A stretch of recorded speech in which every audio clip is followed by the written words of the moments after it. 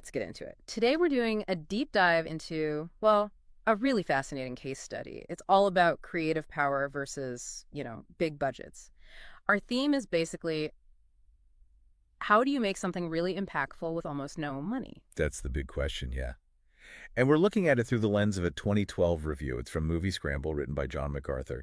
And he zeroes in on this one independent animated short film. It's called The Chase. Really something. Right. So our mission here is to unpack what this film, this tiny, highly praised project, tells us about smart storytelling, about artistic vision, and frankly, technical skill when you just don't have the cash. We're kind of looking for the secrets to doing amazing work on a shoestring. And it's the perfect example, honestly. I mean, constraint, breeding, creativity. Before we even get into the story itself, you need to hear this one fact. It really sets the stage. The Chase. It's a 13-minute animated short from 2012. Took 8 months. 8 months of work. Okay. And the budget. Get this. $700. $700. Wow. Okay. That's not just low budget. That's basically nothing in film terms, like maybe the cost of some software or, like lunch for the team for a bit. Exactly. And the source review really nails why short films are so important, right?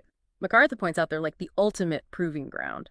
A show reel for new talent, a place to try out new techniques, new tech, without needing millions. You put in the time, not the money. Yeah, and that's where the challenge comes in, which The Chase really highlights. It's the format itself. You've only got, 13 minutes. You can't waste a single frame. It has to make sense immediately, grab you, and pack in all this information, the stakes. It's super compressed. Narrative density, like you said. So, okay, with those limits, how did they use those 13 minutes? Let's talk plot, because it shows that efficiency perfectly. It's about a contract hit, right? But it goes sideways almost immediately. Right. The hitman's there, he's all set, and boom, phone rings. Job's canceled. Think about that one call. It tells you his job, where he is, the tension, and then flips his whole goal on its head instantly. He's got to get out, not take someone out. But the target's already suspicious. The review calls him a scary-looking dude. And he knows something's up. He's onto the hitman. So the escape plan, it involves this pretty desperate rooftop chase, which predictably doesn't end well. Leads to a confrontation down on the street. And that confrontation gets complicated fast because the scary dude, he's carrying this briefcase. And MacArthur points out this briefcase catches the eye of a couple of hoodlums just passing by. They see the situation, the briefcase. Easy pickings, right? Exactly. They think it's a quick score. So suddenly you've got this three-way thing happening. The hitman trying to escape, the target who's alert and has this case, and these two opportunistic guys jumping in. That's a lot of conflict packed into, maybe under 10 minutes? And it leads straight into violence. The setup is incredibly tight, no fat. Which brings us back to that elephant in the room. The $700. You hear that number, you assume, okay, this is going to look rough, like student film rough. But the reviewer, he calls it a pretty special piece of work. So how does that compute? Low budget, high quality. Well, that's where those 8 months come in, I think. That's the trade-off. Time instead of money. MacArthur suggests that time let them be meticulous. Put in the detail. The source says the characters and the settings are rendered well, which sounds like they really prioritize the polish, the look, over just getting it done quickly, deliberate choices. And look at the characters themselves. It's interesting. The source notes, not one of the characters are what you would call attractive. Right. But that's not a criticism, is it? It feels like a conscious choice. They were going for pretty. They went for unique, memorable characters whose feelings come across just through how they move. Exactly. If you can't afford super realistic rendering, you focus on style, on silhouettes that work, that tell the story visually. And it seems like the obsession with small details is what really lifts it. Yeah, that's often the first thing to go when money's tight. Right? Background detail. But here, they seem to focus on it. MacArthur specifically mentions things like scratches on the briefcase or seeing pieces of shattered stone from a fight scene. Little things. Wait, hold on. Scratches on a briefcase. Why is that important?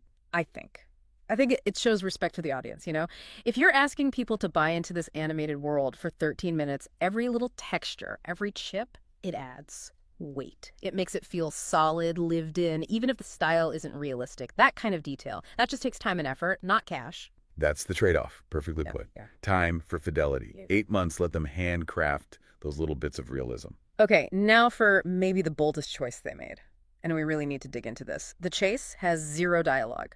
None. Not a single word spoken by anyone for the whole 13 minutes. Which is kind of brilliant when you think about it. From a Yeah. production standpoint, why do that? Well, dialogue means voice actors, good recording gear, syncing it all up, maybe translation if you want to send it to festivals. Right. Costs and complications. By cutting dialogue, they just sliced away a whole chunk of potential problems and expenses instantly. Okay, but then how do you tell this story?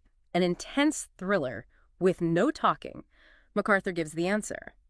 He points to the quite superb sound design. Exactly. In a film with no dialogue, sound becomes, well, everything. It's not just background noise. It is the narrative. Footsteps tell you if someone's rushing or sneaking.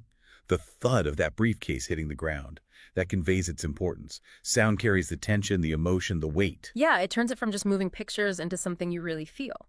And that approach clearly worked on a higher level because the reviewer made a pretty bold comparison. MacArthur said it plays a little like a Tarantino film. Which is huge praise for a $700 short. But he breaks down why.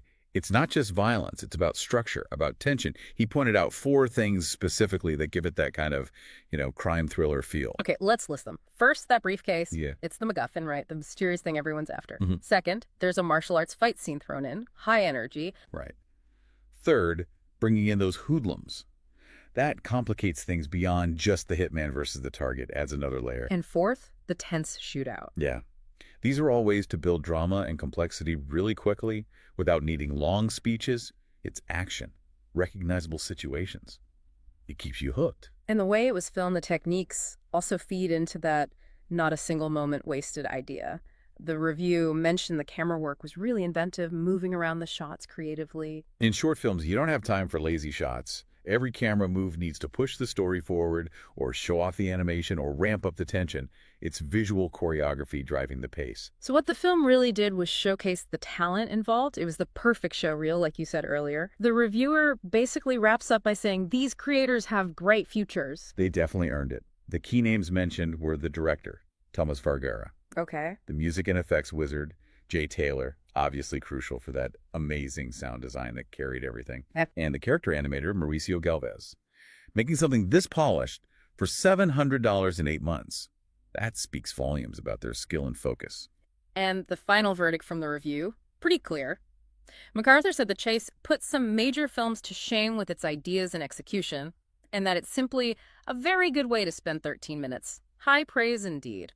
So what's the big takeaway here for you listening? It's not just, oh, low-budget films can be okay. It's that constraints can actually force excellence in specific ways. The team behind The Chase, they couldn't throw money at problems. So they focused.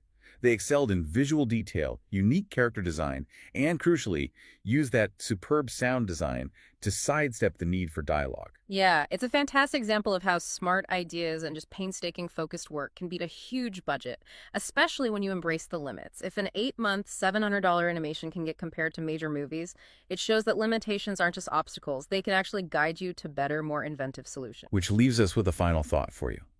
If you know you can't compete on budget or scale in whatever you're doing, what's your specialized area? Where can you invest the time, not the money, to make something truly high quality? Finding that strength, that focus. That's how deliberate limitation leads to success. Think about finding your own version of that superb sound design, that specific skill or approach you can master when resources are tight. Thanks for joining us for this deep dive.